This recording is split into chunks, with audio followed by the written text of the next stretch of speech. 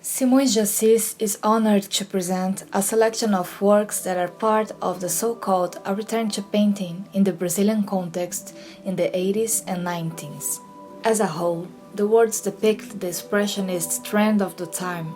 a reaction to the cerebral, pragmatic nature of most of the production from the previous decade, emphasizing the unprecedented concurrence between figurative and abstract, a peculiarity that defines significant differences in regard to the matrices of American or even European abstract expressionism, turning certain difficulties and impediments into astounding virtues and options to no dilemmas,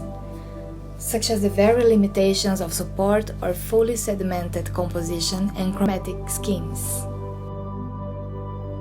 We can see, for instance, how the nature of engaged political appropriation, typical of the so-called new figuration in the 60s, is converted into signs whose gestural essence is contraposed to the parallel of artistic to the industrial universe,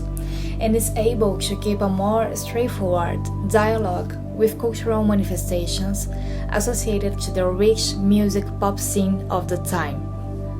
In the same sense, one must consider that those works foster the consolidation of tradition elements amidst behavior evolution and the hope for political opening in the 80s. The selection presented also shows how the idea of the 80 generation is a phenomenon corresponding to a third cycle of the anthropophagic assimilation of aesthetics created at cultural centers elsewhere,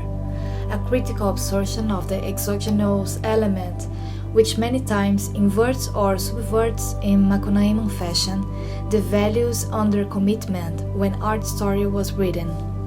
After anthropophagy in 1928 and tropicalism as of 1950 through the 1960, the works produced keep in their most abstract or idiosyncratic instances their emphasis and their line of thought on local data. The perception, for instance, that the color we relate to when contemplating those paintings is autonomous and mirrors the state of mind of the cultural ambience as a whole, optimism and freedom, or else which, on the other hand, manages to synthesize the difficulties in overcoming an utterly critical marginal context, which in the core of painting can be redimensioned in revealing expressive dimension.